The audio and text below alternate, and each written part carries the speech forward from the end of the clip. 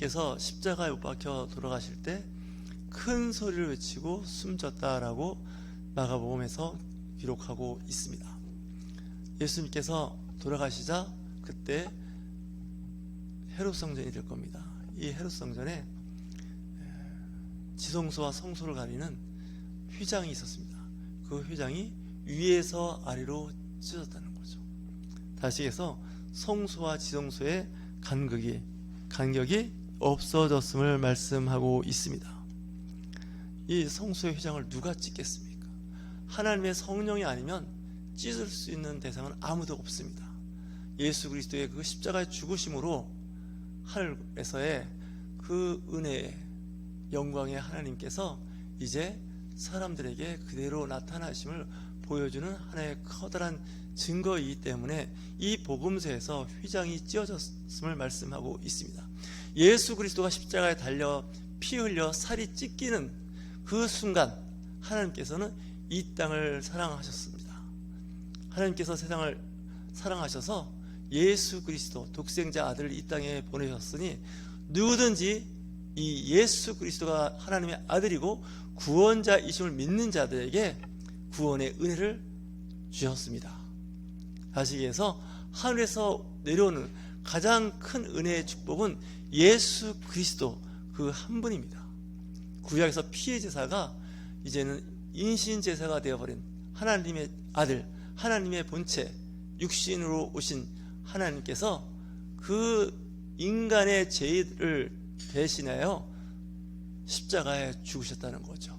이 죄는 대가를 지불하게 되어 있습니다. 그냥 되는 게 아닙니다. 말로 되는 게 아닙니다. 그건 아무나 할 수 없습니다. 오직 죄 없는 깨끗하신 예수 그리스도, 그 성육신하신 성령께서 잉태하게 하신 예수님만 가능했던 것이죠. 예수님께서 그 일을 감당하셨습니다. 예수님께서 하나님께서 하신 죽기까지 순종하셨다는 것이 십자가의 죽으심입니다. 십자가의 죽으심이 없이는, 피 흘림이 없이는 죄 사함이 없다는 것이 구약과 신약 성경에서 면면이 흐르는 말씀, 진리이기 때문에 그렇습니다. 구약에서는 짐승으로 제사를 지냈지만 이제 예수 그리스도가 인간의 몸으로 오신 하나님께서 직접 본인이 희생 제물이 되어서 하나님과 인간의 그 막힌 담을 헐어버린 겁니다. 하늘로부터 땅끝까지 있는 그 휘장, 그 휘장이 찢어졌다는 거예요. 이제 의미가 없어진 거예요. 성소와 지성소의 의미가 없어지고 누구든지 주 예수 그리스도를 믿으면 구원에 이르게 되는 큰 은혜를 받게 된 하나의 사건이 되었다는 것이죠. 이 광경을 바라봤던 사형 집행관이었던 백부장은 이 모습을 정면에서 받아보고 있었습니다. 예수 십자가의 그 달린 모습의 정면에 서 있으면서 그가 하는 말이 있습니다. 그는 진정 하나님의 아들이었다. 이 얘기는 그는 곧 하나님이었다는 거예요. 그는 곧 하나님의 거룩한 자라는 뜻이에요. 아무나 할 수 없는 많은 사람들의 그 사형을 집행했던 이 백부장, 사형 집행장이었던 이 로마 병정 백부장은 그 모습을 보고 감탄을 하는 거죠. 내가 많은 사람을 사형 집행했고 죽어가는 모습을 보았을 때 정말 이분이야말로 하나님의 아들이었다는 거예요. 신의 아들이었다는 거예요. 오히려 이방인 장교가, 로마 장교가 이것을 인정하는 거죠.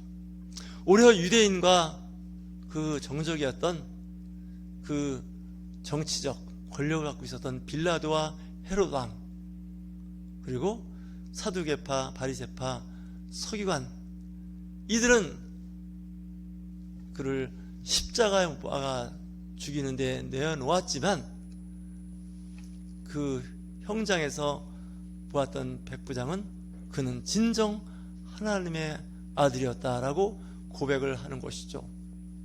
현장을 목격한 사람만이 그것을 볼 수 있고 영적인 눈이 띄어지는 사람만이 그걸 볼 수 있다는 겁니다. 보통 사람은 볼 수 없는 일들이죠.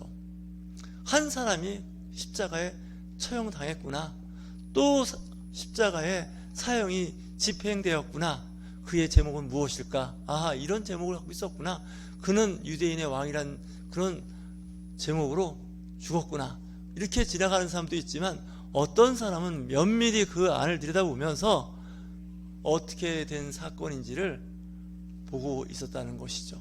내가 비록 그를 사형 집행을 통해서 그가 죽어가는 모습, 죽은 모습을 보았지만 이와 같은 자가 없었다는 것을 여기서 증명하고 있다는 것이죠. 우리 그리스인들도 마찬가지입니다. 때로는 억울하고 힘들고 고난스러운 일을 당했을 때 이 예수님 같은 모습을 보는 거죠. 그는 이 시대의 진정 예수 그리스도인이었다라고 이야기를 할 수 있다는 것입니다. 여러분, 그와 같은 일을 하실 수 있나요? 그와 같은 일들을 여러분들 의미 부여를 하실 수 있나요? 우리 그리스도인들은 그렇게 하지 못합니다. 좀 손해보는 것 같고 불편한 것 같고 피해가 있으면 상대방을 고소고발하고 정죄하는 데 빠른 것이 우리들입니다. 하지만 예수님은 그렇게 하지 않았습니다. 십자가에 돌아가실 때 저들이 하는 일을 저들이 알지 못하옵니다. 저들의 죄를 용서하여 주옵소서 라고 말씀하신 예수님. 보통 이런 경우를 당하면 우리는 정말 화가 많이 나서 분노에 차서 치를 떨을 거예요. 하지만 예수님은 그렇지 아니하였다는 것입니다. 믿지 않는 사람들이, 예수를 모르는 사람들이, 교회를 모르는 사람들이 그는 이 시대의 진정한 예수 그리스도인이었다, 하나님의 사람이었다 라고 이야기를 하면 그는 예수 잘 믿는 사람입니다. 신앙생활 잘 하는 사람들입니다. 한국의 기독교가 왜 이렇게 힘들고 어려운 상황에 이르게 되느냐? 그리스도인들이 정의와 공의를 세우는 건 좋았는데 그것이 나한테 피해가 될까봐, 내 가족에게 피해가 될까봐, 내가 갖고 있는 재산상에 피해가 될까봐 반항한 거예요. 적대시했던 거예요. 세상 사람들은 그걸 보는 거예요.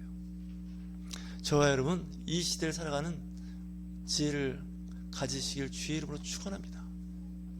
오늘 말씀을 보십시오. 예수님이 갈릴리에 일을 하고 계실 때가 있었어요. 그 일이 뭘까요? 하나님께서 주신 사명이에요.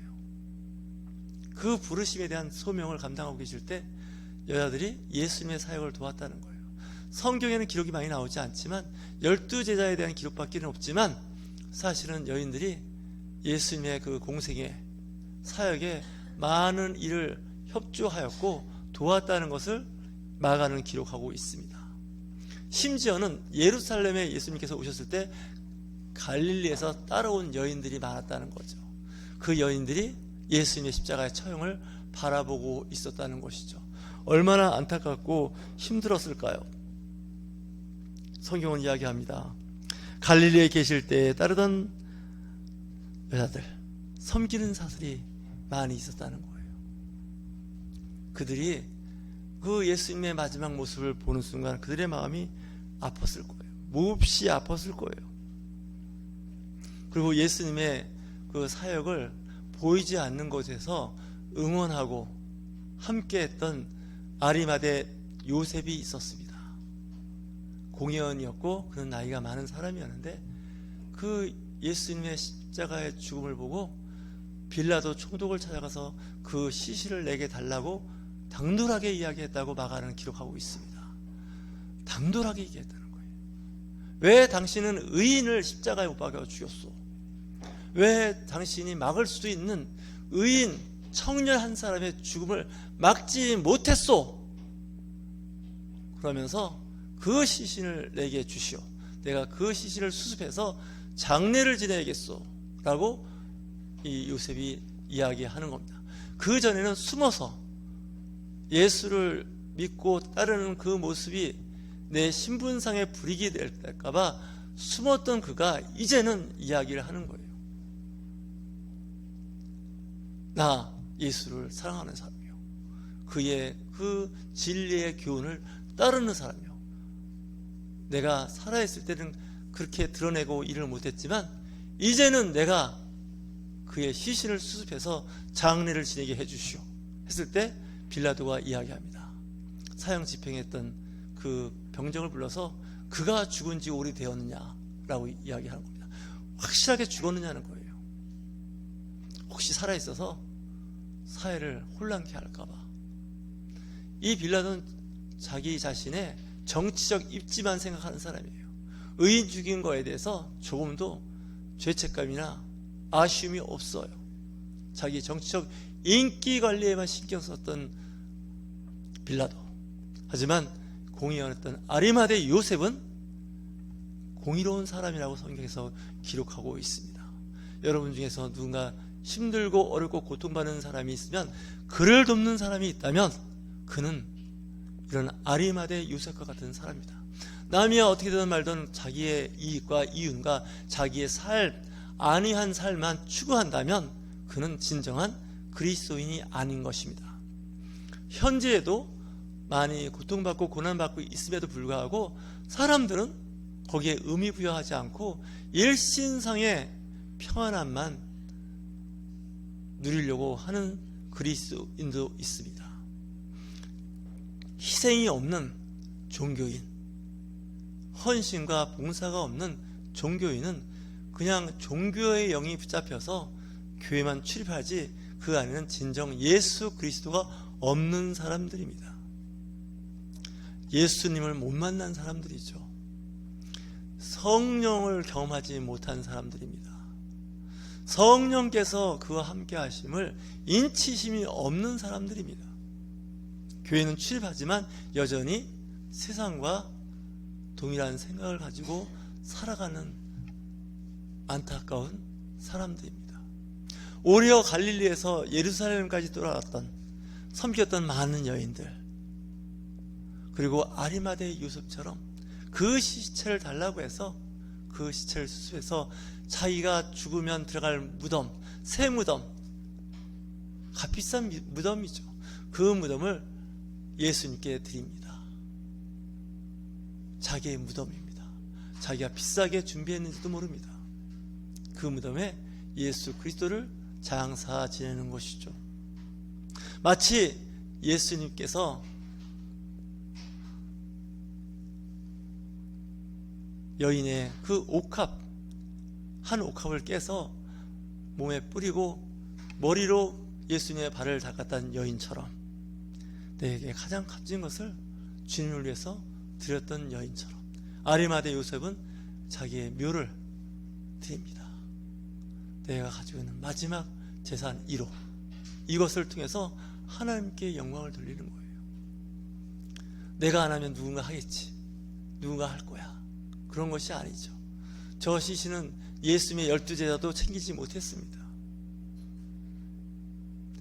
심지어는 성모 마리아라고 하는 그 카톨릭에서 그렇게 귀하다고 하는 어머니도 예수의 시신을 수습을 못했어요. 오히려 공회원이었던 정치인이었다고 할 수 있을 거예요. 아리마대 요셉만이 그의 시신을 수습했던 이 역사적인 사건, 여러분 기회는 항상 있지 않습니다. 여러분은 언제나 하나님의 성령은 여러분에게 임하는 그런 은혜를 베풀지 않을 수도 있습니다. 내 영혼을 올밤 부를 텐데 내가 준비한 그 모든 것이 누구의 것이 되겠느냐라고 한번 체크해 보시기 바랍니다. 오늘도 주님께서 우리에게 하신 말씀, 사람은 언젠가는 이 세상을 다 떠납니다. 그 이후에는 심판이 있다는 것입니다. 그 심판의 그날을 우리는 생각하면서 하루하루를 살아가시는 저와 여러분이 되실 주의 이름으로 축원합니다.